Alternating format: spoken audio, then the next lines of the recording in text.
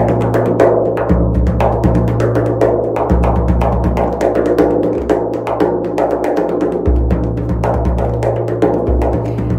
بالله من الشيطان الرجيم بسم الله الرحمن الرحيم لا إله إلا الله محمد رسول الله السلام عليكم.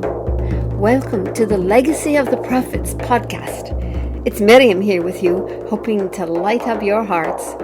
Make yourselves comfortable. The hearth is lit, the embers are glowing, the stars are twinkling, and our journey begins. Welcome to episode 7, The Thirst to Dominate. Prophet HUD, aleyhisalam, and the people of HUD. Rabbi اشرح لي صدري ويسر لي أمري واحلل عقدة من لساني يفقهوا قولي. Let's travel back in time and across space to the ancient, sprawling Arabian Peninsula. Back and back through time to the days before that land had turned into a bleak desert, to a time when it was lush and green. Look, those people in that sparkling city are the descendants of Prophet Nuh alayhi salam. Their grandfathers and great grandfathers had disembarked from the ark, and through the centuries, as their numbers grew, their offspring had spread out across the land. Eventually, some of them had settled at the very southern tip of the Arabian Peninsula and became known as the people of HUD, named after their leader, HUD.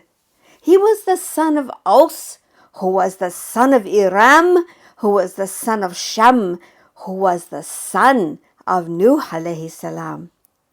Allah Mighty and Majestic tells us about these people in Surah Mu'minun. Then, after the people of Nuh, we brought forth another generation, and we sent among them a messenger from themselves, saying, Worship Allah, you have no other God but Him. Will you not fear Him? Allah Mighty and Majestic had blessed these people with large, vigorous bodies, powerful strength, and great skill. He gifted them even more with green, fertile land, plentiful harvests, abundant cattle, and lots of children. Think of it. When they first came to that land, there was nothing there. No shops. No markets, no roads, no cars, no new clothing or shoes, no houses even. They were the first humans to come to that land. Every single one of the many things they needed to be able to live there, they had to find. In the trees, on the ground, under the rocks, inside the seeds, the pods, the blossoms, inside the mouths and the bones and the bellies of their very animals. Or they had to make, using only what they had at their hands around them. They had to investigate and explore every single thing their eyes could see or their hands could touch. If we could be there, a few hundred years later, we would see their descendants among great, splendid, pillared palaces, mansions with terraced gardens and crystalline springs, bountiful, fragrant orchards. We would watch them harvesting their precious crops of frankincense and loading it onto their camels. We would be able to scale the mountain peaks and visit the fancy palaces that they had built, not because they were needed, but just to claim their power over the land. Palaces that lay empty, silent witnesses to their arrogance. On their land, they had found a secret that brought them tremendous wealth. When they peeled back the bark of their boswellia trees, a golden sticky sap oozed out. It was fragrant. But that's not all. If they pulled the sap away from the tree and it dried, it would become hard like a rock. And when this was burned, the fragrance that wafted up was warm, a little flowery, a little fruity, a little smoky. The boswellia tree's native home was their land. So they harvested their treasure. They made oil and incense from it, and then they packed it up on the backs of their camels, and they traveled in caravans to far-off lands where there were no boswellia trees, where people loved it so much that they would pay almost any price for it. Allah, Mighty and Majestic, addressed them in Quran, Surah Al-Araf 769. We made you inheritors after the people of Nuh and increased you among the nations. And in Surah Fajr 89, verses 7 to 8, Allah Mighty Majestic says of them, Ad, Iram of the high columns, the likes of which had never been created in the lands. And listen later at the end of this podcast, and I'll tell you something really fascinating about the word Iram. Imagine, today the sun screams along the shifting sand dunes in this now desolate piece of land they inhabited, the Arabian Peninsula, and yet, in the ancient times, a kingdom flourished there. Their trade caravans returned loaded with gold and glittering jewels, and they lived in great luxury. They became the wealthiest and then the strongest, the superpower of the whole region. But alas, with their wealth came forgetfulness and greed, and the thirst to dominate others. And soon they were controlling the resources and exploiting the people all across the Arabian Peninsula. Their rule grew harsher and more arrogant the wealthier they became. Can you imagine? The Ad carried within them the memory of the great flood and the felicity and safety of those remembering Allah on the ark and the nobility of their great ancestor Nuh aleyhisalam. But alas, they had lost all traces of their ancestors' God consciousness. They believed in Allah, even called upon Him in dire need, but otherwise they felt Allah was distant, remote, and they lost the certainty of His cherishing, and they started caving in to the whispers of Shaitan. Even though they knew that everyone who had not boarded the ark had been destroyed for their refusals, they themselves became refusers. Remember the promises that Shaitan made to Allah, Mighty and Majestic, to make His people forget and turn away from the miracle of their creation? Well, Shaitan was right there, with his legions keeping those promises. Listening to his evil suggestions and whisperings, the Ad created gods that they believed would help them with their everyday affairs. And they tried to convince people that there was no way to Allah and that only they themselves could help them. So they had deities for everything. They had gods for everything. Since they forgot Allah's true nature, His infinite generosity, one of these was the moon god, Sin, or Inanna was the name, who was, can you believe it, who was still being worshipped in Prophet Ibrahim aleyhisalam's time, centuries later, peace upon him. Allah, mighty and majestic, the most merciful, did not leave them alone to destroy themselves. He sent one of their own people, HUD aleyhisalam, to remind them of his miracles and to warn them of the dangers of rejecting him. HUD was the son of Abdallah, son of Rabbah al-Jarud, son of Ad, son of Aus, son of Iram, son of Shem, son of Nuh. He's mentioned 7 times in the Quran, and his people are mentioned 16 more times. HUD called out to them, reminding them of Allah's generous blessings and warning them of the consequences of their arrogance. Oh, my people, worship Allah, not these gods Shaitan has invited you to make. You have no God but Allah. He is waiting to cherish you. HUD, what's this foolishness? You have become weak-minded. There is no weak-mindedness in me. I am a messenger to you from your Creator, the Lord of the worlds. Do you think it odd that a man like yourselves would warn you like this? Recall when he made you successors after Noah's people and increased you in strength. Therefore remember his favors.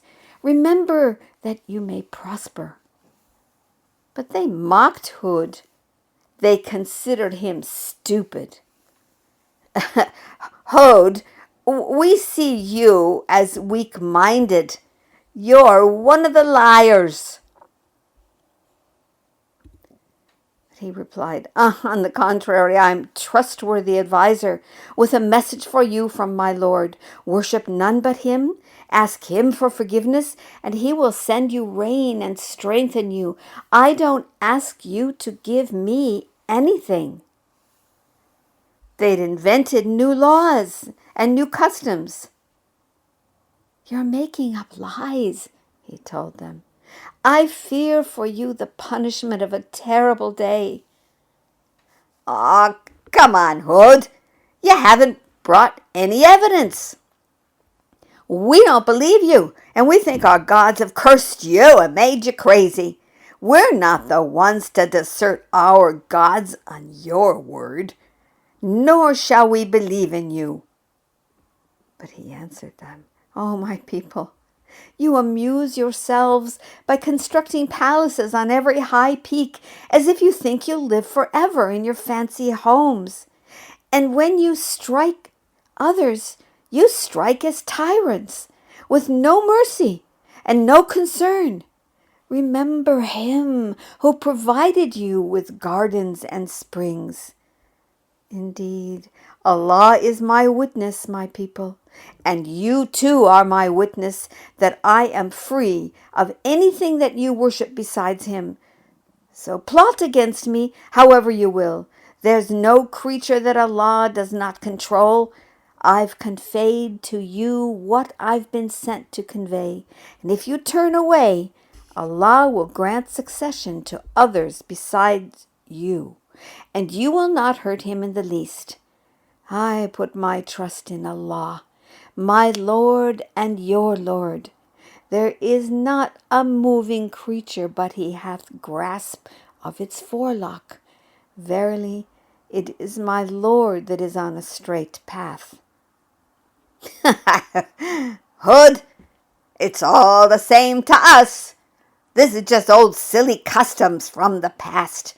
All these things you're saying are just old-fashioned tales, just old superstitions. There's no such thing as the hereafter, or the kinds of punishments you talk about. We will never be punished. But HUD continued, Fear Allah and obey me. Fear the one who has freely given you everything that you have.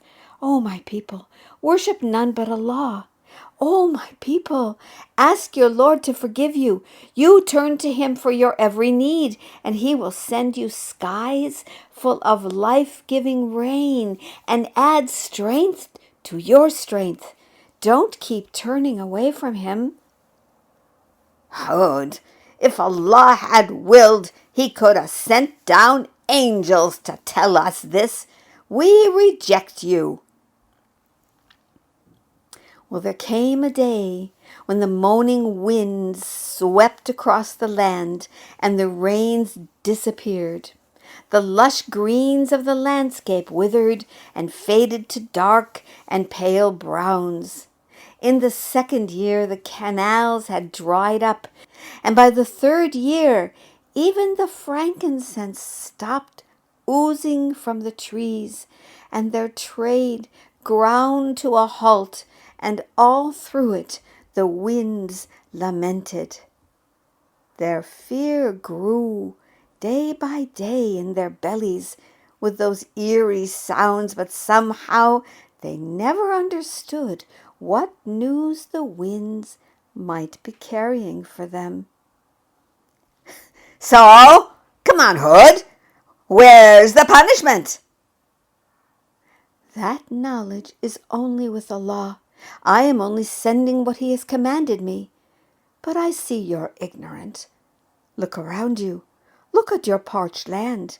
Punishment and wrath have already come upon you from your Lord. Don't dispute with me over names which you've devised, you and your fathers, without authority from Allah. Just wait, and I am amongst you, also waiting.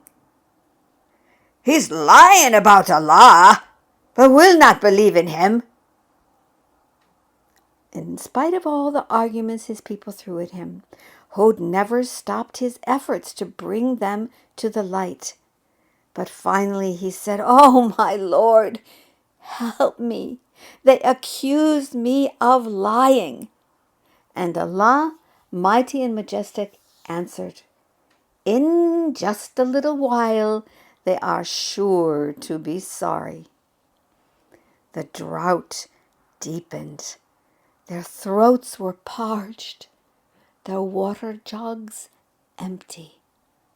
The camels lay on the cracked ground, their humps nearly flattened. Yet, the harder the trial, the harder the people's hearts turned against HUD. Each day was worse than the last.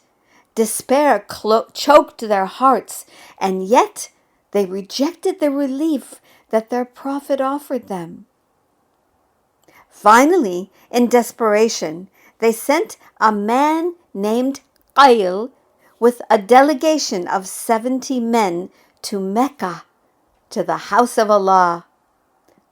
"Circle the Kaaba," they said.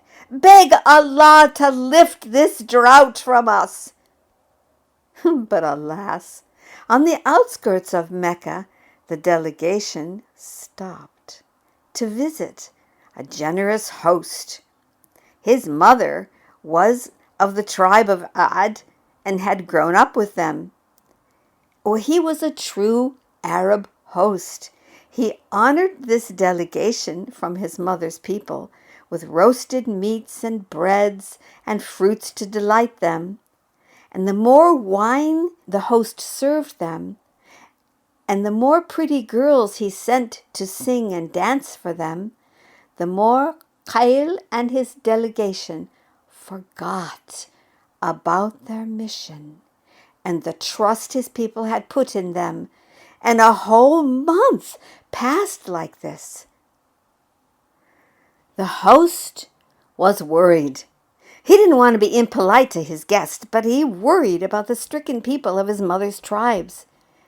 He mentioned his worry to the best of the singing girls, the 2 locusts they were called.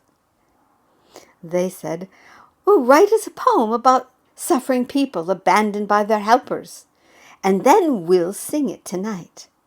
So the host sat down and penned out a poetic, tragic verse. And when Qail and his delegation heard the 2 locusts sing that song, they looked at each other in shame, and they departed for Mecca at once. They circled the Kaaba, and they made their most fervent du'as. Only a few moments passed before they saw 3 huge clouds stretching across the sky, approaching them, one white, the other red, and the third black. An angel called to Qail from the clouds, "Qail, choose for yourself and your people from among these clouds."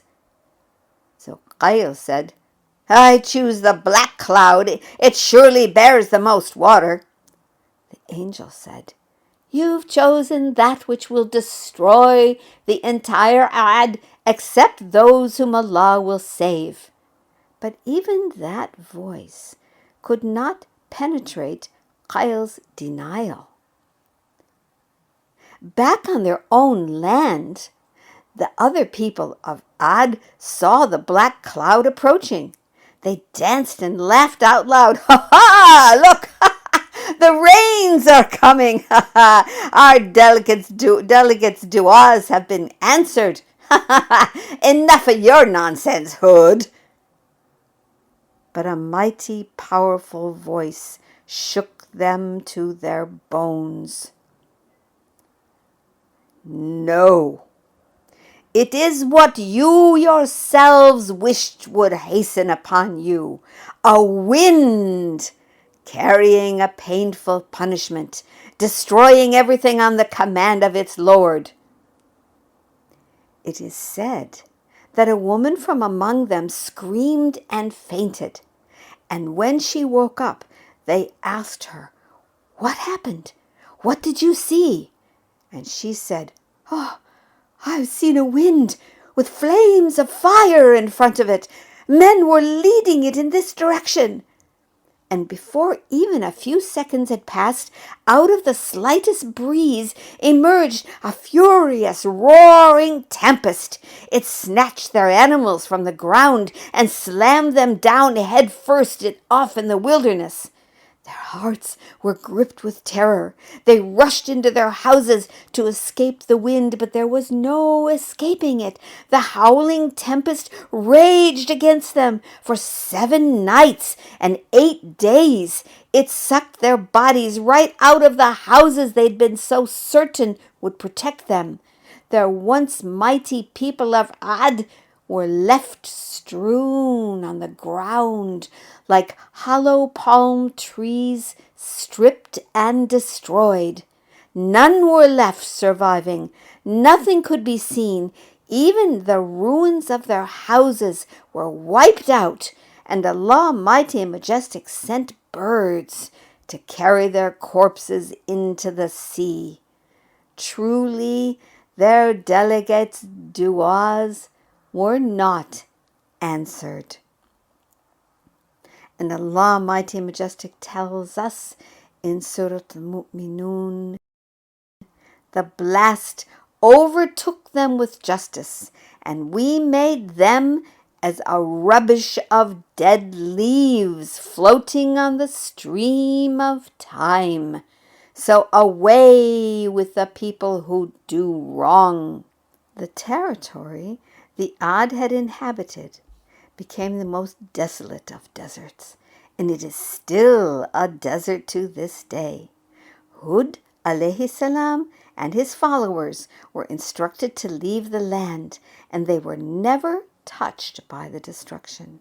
It is widely believed that they went to the Hadramaut Valley in Yemen, where it is said that a massive rock moved aside to admit him and his followers to safety during the destruction.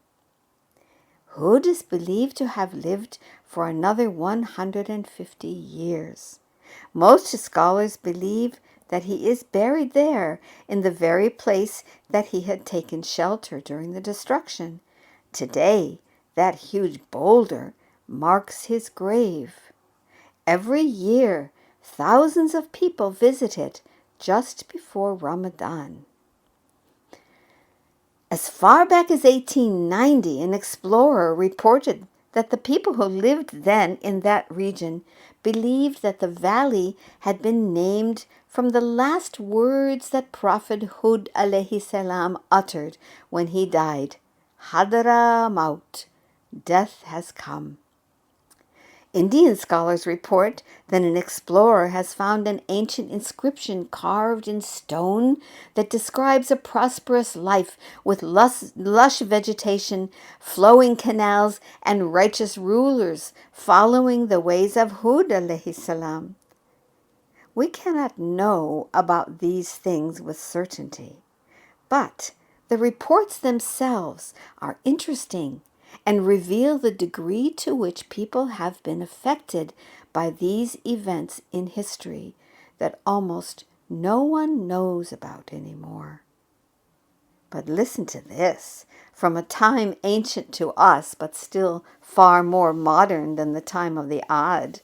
Think of the days when Muhammad, may Allah bless him and give him peace, lived on the earth a few thousand years after the Ad.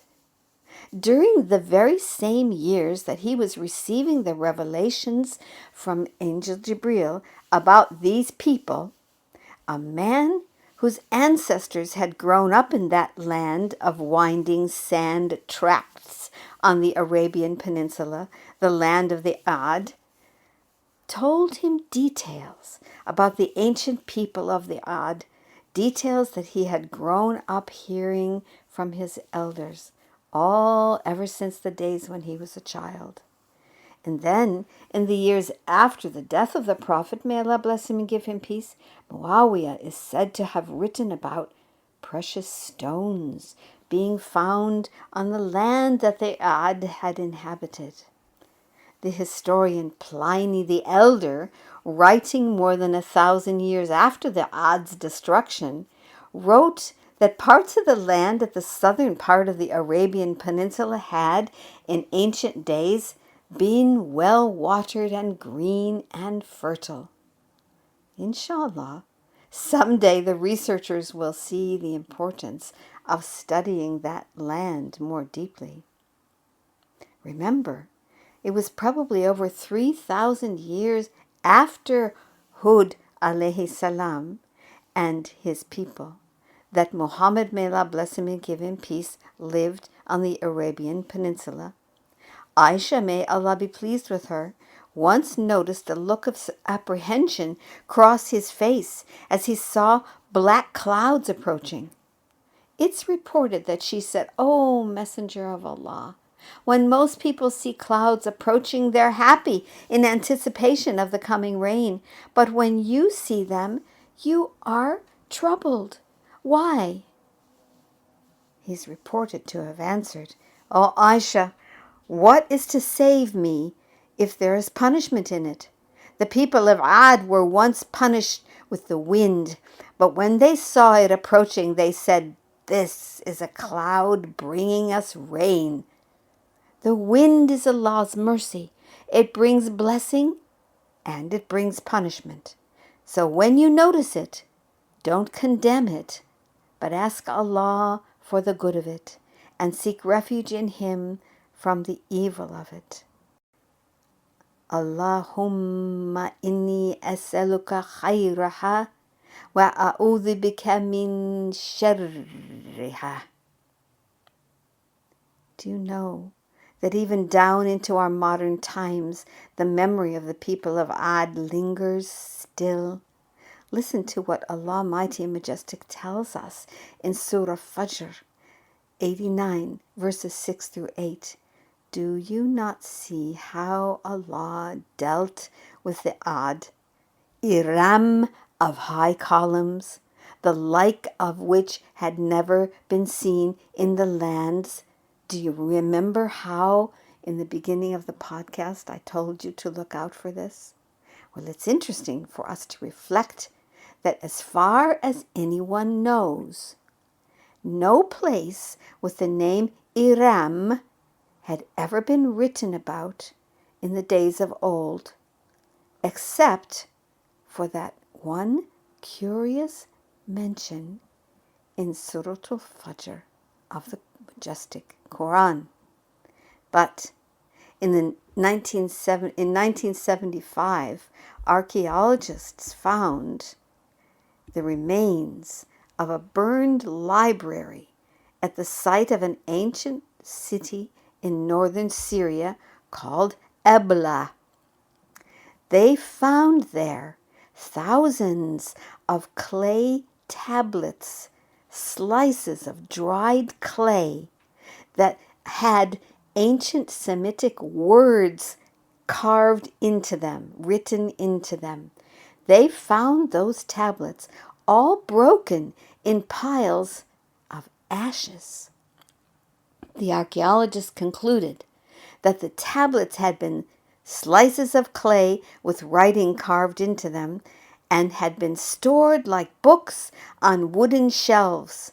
And when the shelves burned and collapsed, the archaeologists concluded the tablets crashed and broke. But unlike the wood of the shelves, the clay tablets and the words inscribed on them only became stronger in the heat. After lying there shattered and lost and forgotten for countless centuries, these words could finally be read, mashallah.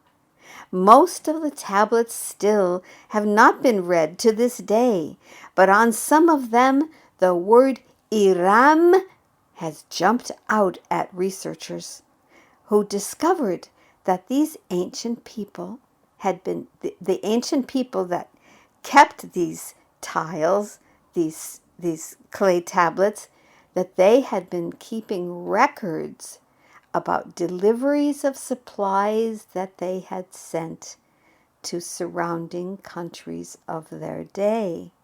And one of these countries, according to these records, was Iran. أعوذ بالله من الشيطان الرجيم. بسم الله الرحمن الرحيم. Let us take heed of this story. May Allah guide us to humility and gratitude and protect us from arrogance and open our hearts to His mercy. Oh Allah, let this story be a light for us. Help us to remember your blessings and your warnings and keep us steadfast on the straight path. Looking forward to see you for the next session, Session 8, on the life of Prophet Saleh, aleyhisalam. Ma salama. Ila liqa. Until we meet again.